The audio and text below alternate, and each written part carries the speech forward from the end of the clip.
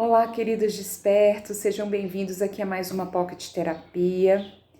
Essa nossa segunda-feira, onde nós tiramos aí um tema, uma reflexão, algo para a gente ficar olhando durante a nossa semana, para a gente não se desviar do nosso foco de desenvolvimento pessoal, de autoconhecimento.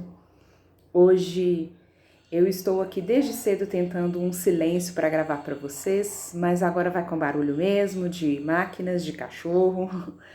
Então, vamos acolher aí as coisas como elas são, né? Como eu combinei com vocês na última segunda, o que eu ia trazer hoje, o que eu vou trazer hoje, são os 4 arquétipos associados com o nosso ego. O nosso ego, ele é responsável pela construção da nossa identidade. A nossa personalidade, se eu colocasse assim em 3 níveis, né, do mais mutável, superficial para o mais profundo, seria a nossa personalidade, o nosso caráter e o nosso temperamento. O temperamento está mais conectado com as ideias da bioenergética, da formação do nosso corpo lá da infância, como nossa estrutura corporal foi formada a partir dos traumas e dos dramas que nós vivemos na infância. Então, o temperamento é um pouco mais difícil de mudar. Depois a gente tem o caráter e temos a nossa personalidade, que está aí sempre mutável, né? Com essa raiz aí de persona, são as máscaras que a gente usa no nosso cotidiano para sobreviver às dores. Então a gente pode ir entendendo que a gente pode se despir dessas máscaras e lidar com a dor de uma forma mais adulta, de uma forma mais equilibrada e harmônica.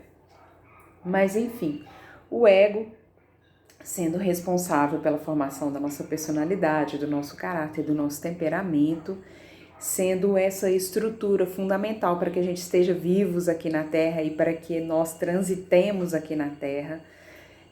Um ego não é um vilão, embora a gente precise estar de olho nele, ele não é um vilão. O ego funciona com quatro arquétipos básicos, que são, tô olhando a minha cola aqui do lado, tá, gente? Que são o primeiro arquétipo do inocente. O que ativar o arquétipo do inocente vai nos trazer? Vai nos trazer segurança. Porque o principal medo do inocente é o medo do abandono.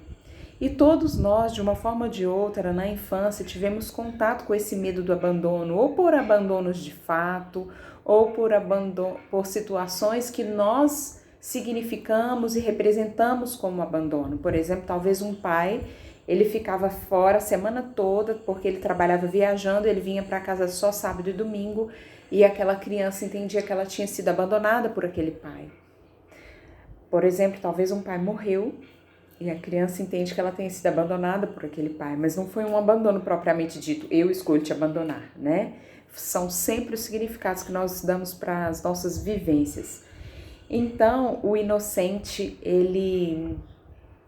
como ele tem medo do abandono, ele vai buscar relações que deem segurança. Isso é importante, né? Às vezes tem muitas pessoas que a segurança é um valor especial na vida dela, que ela precisa se sentir segura nas relações, se sentir segura num trabalho. E aí, quando a gente tem esse arquétipo ativado dentro de um equilíbrio, é interessante a gente buscar essa segurança. A grande questão é se a gente está vivendo muito no arquétipo do inocente, então a gente corre o risco de ficar desconfiando e agindo e reagindo o tempo todo como se todas as pessoas fossem nos abandonar. E isso também não é verdadeiro, e se for verdadeiro, nós não vamos morrer por causa disso, né? O segundo arquétipo é o órfão. O órfão, esse arquétipo do órfão, ele nos ajuda a viver a independência, porque se ele é sozinho, ele é independente, ele precisa ser independente para se virar. Então, não que a gente seja, quem é órfão de fato, sabe que teve que se virar. Quem se sente órfão, assim, sabe, esses órfãos de pais vivos, também teve que se virar. Então, não precisa ser necessariamente um órfão literal, tá? E outra coisa que o órfão ajuda a gente é a processar a dor. Porque se eu tenho a dor, né, da orfandade, dentro de mim eu vou processar essa dor. Eu vou aprender a processar essa dor. Então, se eu tenho esse arquétipo ativado, eu vou trabalhar a questão em mim da independência e do processar da dor. Agora, o grande medo do órfão é o medo da dor se repetir. Por isso que ele quer ser tão independente, porque pode ser que eu me relacionando, aquela dor de me tornar órfã se repita. Então, tem um lado bom da força do arquétipo. Agora, se ele está super ativado, se está hiperativado, eu posso não querer me relacionar com ninguém, entendeu? Sabe essa pessoa que é antidependente, assim, eu não me relaciono com ninguém porque eu não quero apegar com ninguém, não quero nada. Então, a gente precisa encontrar o equilíbrio aí desse arquétipo. Um outro arquétipo do ego é o arquétipo do guerreiro. Eita, ego que adora esse arquétipo do guerreiro, né? O que é importante desse arquétipo? Conquistar novos espaços. O guerreiro, ele é aquele que pega a espada e vai abrindo a estada aí no facão. A própria estrada de conquistar novos espaços, de conhecer novas pessoas, de fazer novos relacionamentos. Eu sou super desse arquétipo do guerreiro. Ele traz para nós coragem, traz para nós disciplina.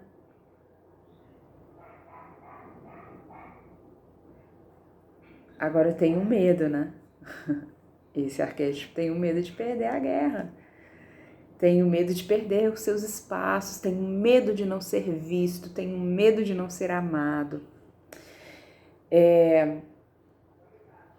Ele ativado num local de equilíbrio é muito útil, porque ele faz com que nós nos movimentemos e realizemos e criemos a nossa própria vida, a nossa própria realidade. Abramos espaços de relacionamento, conheçamos pessoas de todos os lugares, façamos parcerias. Ele nos ajuda nesse sentido. Agora, se ele está super ativado, você vai ficar morto, cansado, fazendo um monte de coisa. E você não está fazendo por esse prazer genuíno de querer viver. Você vai estar fazendo para não deixar de ser amado. O último arquétipo do ego é o benfeitor.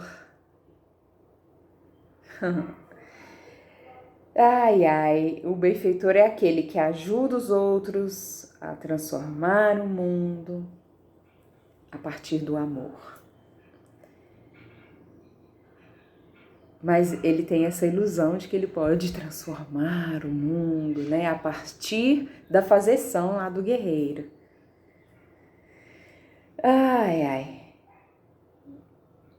Qual é o grande medo desse arquétipo do benfeitor? Ele tem medo do egocentrismo. Legal isso, né? Ele tem medo de tudo ficar centrado nele, de todas as pessoas verem nele o salvador. Ele tem medo dele ficar... É tão interessante porque o benfeitor está tão vinculado com o guerreiro e o medo do benfeitor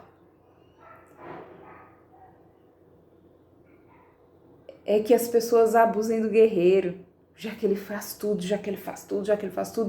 E então vai ser ele no centro e ele para resolver tudo, e as pessoas depositarem uma fé assim como se fosse um mestre, um guru. É o medo do benfeitor, porque ele no fundo ele sabe que ele é gente, que ele sofre, que ele tem as suas questões para olhar também. E a grande tarefa desse benfeitor, né, para ele estar ali numa ativação equilibrada, é o dar, é o fazer pelo outro, é o fazer pelo mundo, sem se anular. Vocês conseguem perceber pelos conteúdos que nós já estudamos de codependência como os arquétipos do ego, em desequilíbrio podem nos conduzir à codependência emocional, né?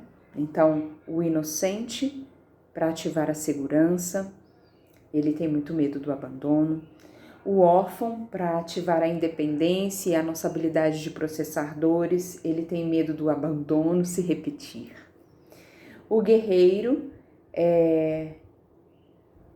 para a gente poder conquistar novos espaços, ativar a nossa coragem, a nossa disciplina, e ele tem medo de não ser visto, de não ser amado, de não ser importante. E o benfeitor para ajudar os outros a transformar o mundo a partir do amor. O medo dele é o egocentrismo e ele precisa desenvolver essa habilidade de dar e de fazer pelo outro sem se anular. Se colocar em primeiro lugar e depois fazer pelo outro. Eu espero que esse conteúdo seja útil para você. Perceba desses 4 arquétipos, quais deles você está precisando ativar e fica olhando para isso essa semana. Salva uma imagem no seu celular aí do guerreiro, do benfeitor, vê quem que você está precisando ativar essa semana. Ou de repente, se você, como eu, tem o benfeitor e o guerreiro muito no talo, vê o que você pode fazer um pouquinho para baixar a bola desse ego, desses arquétipos e se colocar em primeiro lugar. Até a semana que vem. Tchau, tchau.